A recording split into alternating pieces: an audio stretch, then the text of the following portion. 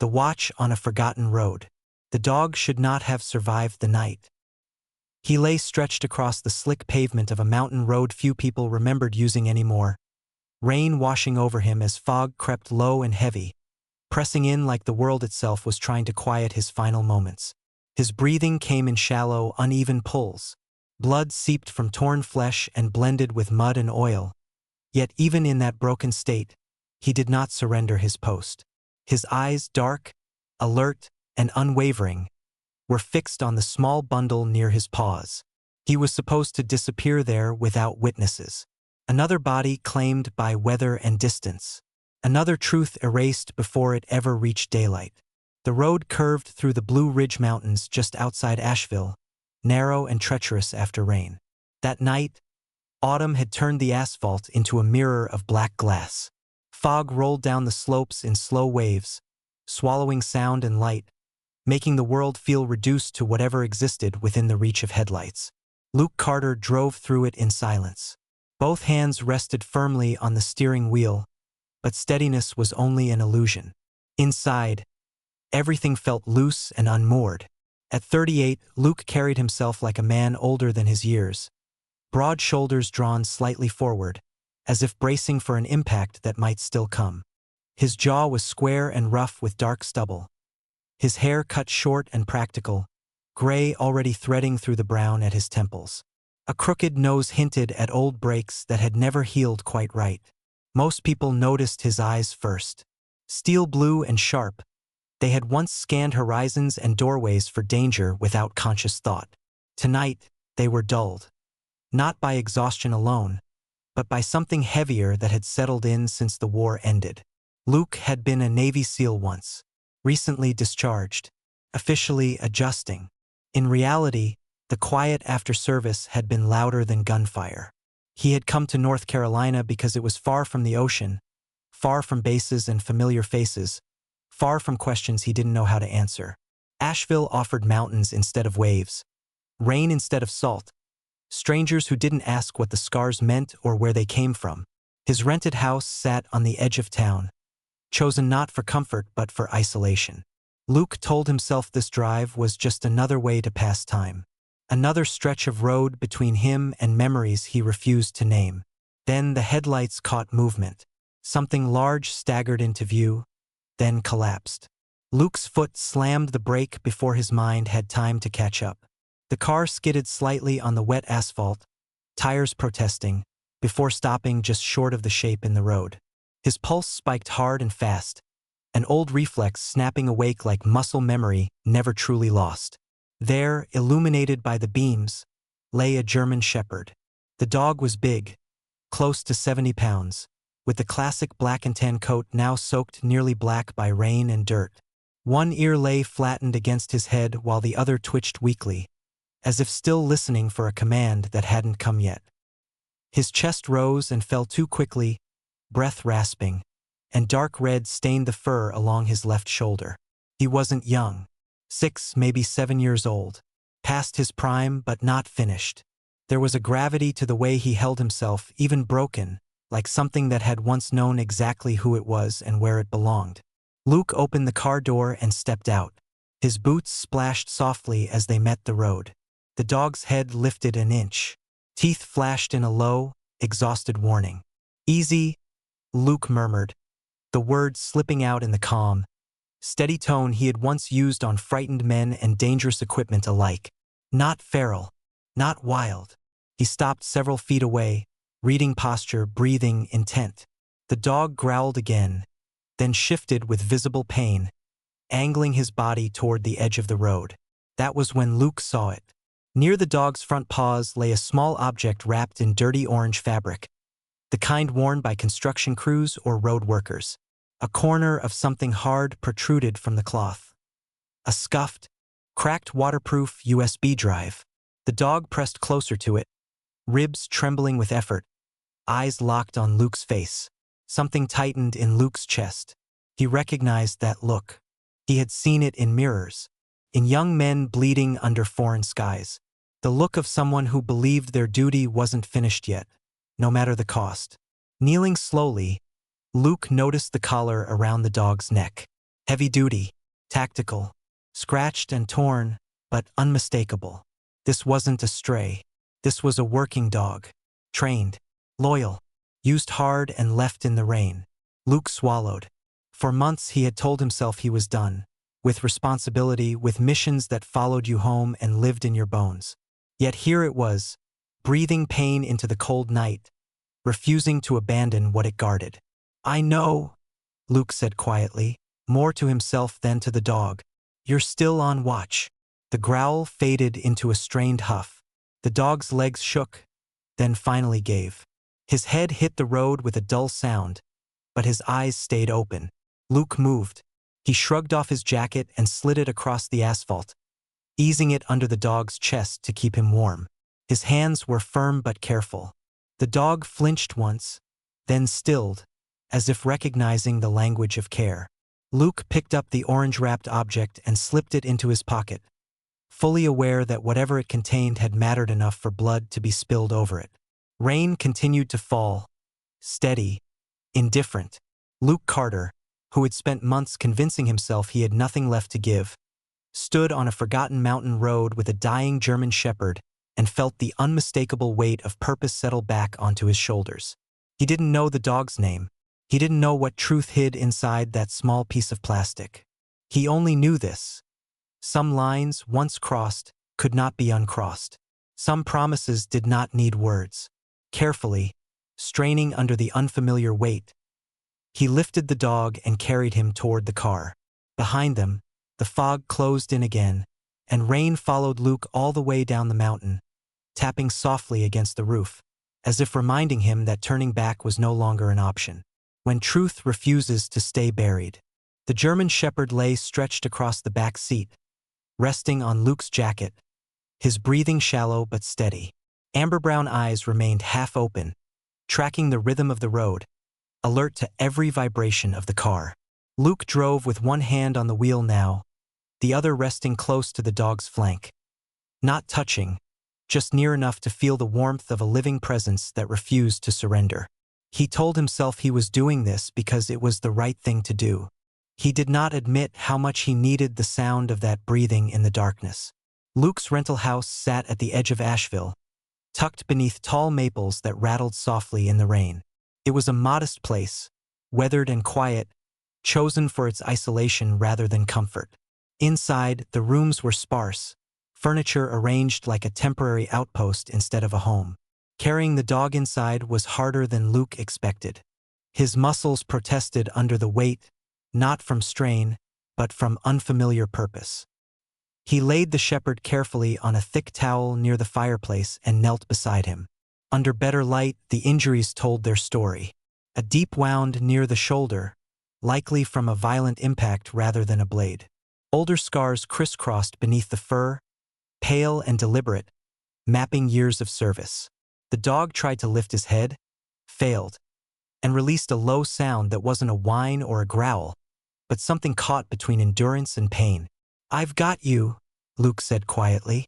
The words felt dangerous, too close to a promise. He cleaned the wound as best he could, hands steady in the way they always were when something mattered. When he finished, he sat back and studied the dog's face.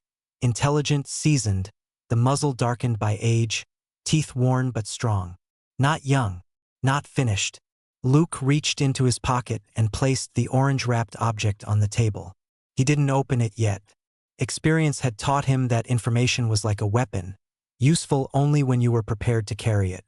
Instead, he picked up his phone and made a call he hadn't planned to make in this new life. Dr. Emily Brooks arrived 40 minutes later, her old Subaru streaked with mud, rain flattening her chestnut hair against a pale, freckled face.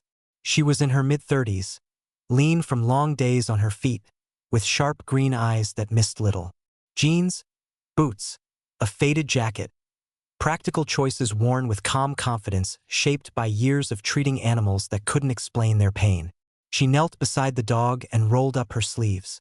"Well," she said, glancing up at Luke, "you never do anything halfway, do you?"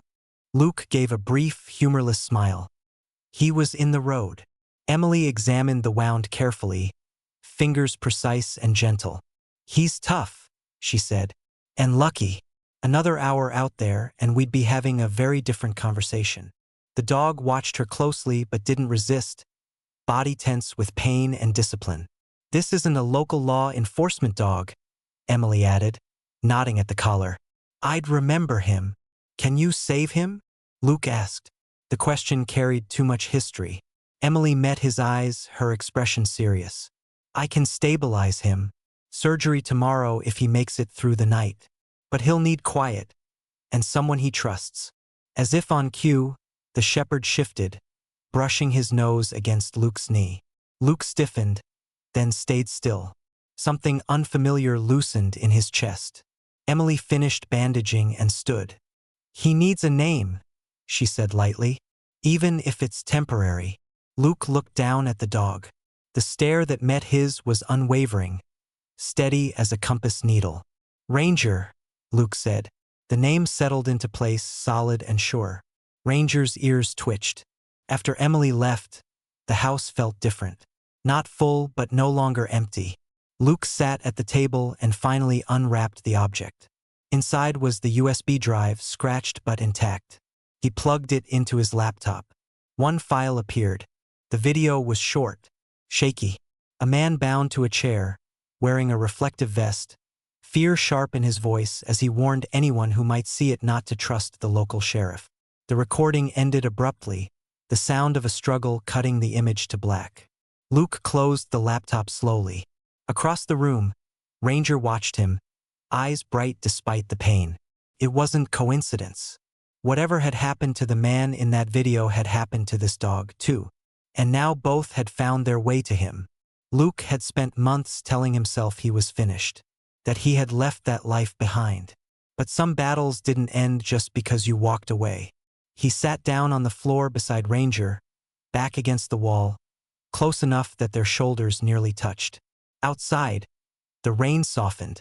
Inside, a former Navy SEAL and a wounded working dog kept watch together, both aware that the night ahead was only the beginning. Loyalty that leads to light. Morning arrived without warmth or color.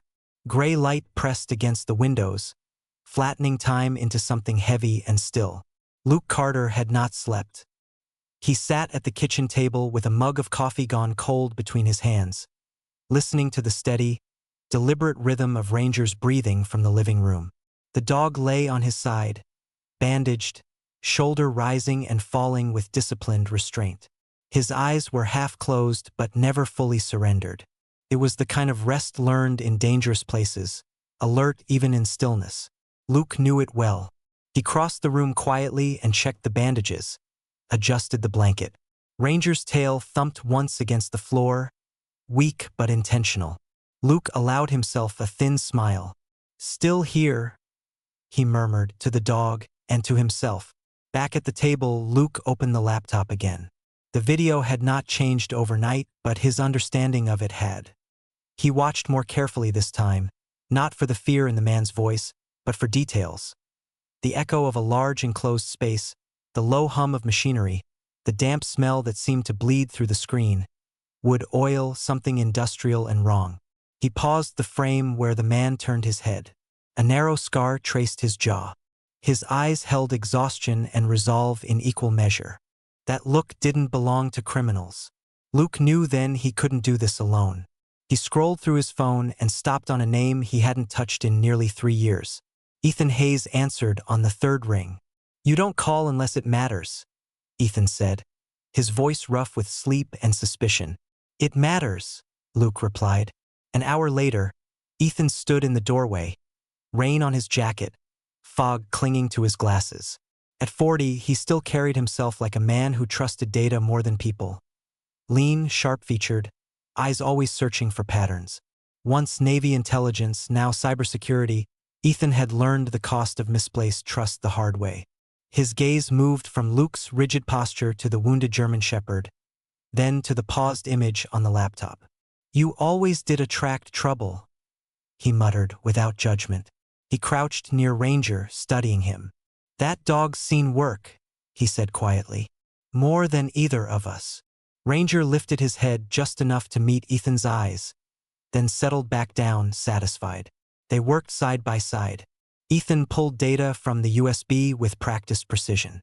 A partial GPS tag emerged, scrubbed, but careless. Coordinates led to an industrial lumber site outside Asheville, officially inactive, quietly traded between shell companies. That's not how dead places behave, Ethan said. Ranger stirred, pushing himself upright with effort. His nose lifted, nostrils flaring. A low, controlled growl vibrated through his chest. Not aggression, but recognition. He remembers, Luke said. Dogs always do, Ethan replied. Smells, places, people. By dusk they moved. The lumber yard loomed in silhouettes of corrugated metal and skeletal machinery. The air smelled wrong, wet sawdust, diesel, stagnant water. Confidence lived there. Minimal security. A badge protected what guns did not. Luke watched from elevation as a man stepped into the light. Early 50s, thick neck, controlled movements, authority worn easily. That's Sheriff Daniel Crow, Ethan whispered. Clean record, elected, untouchable until now. Inside the warehouse, Luke saw the man from the video tied to a chair. Still alive, still defiant. They didn't intervene. Not yet. Ethan pulled records, names, dates, transfers. Enough to expose everything.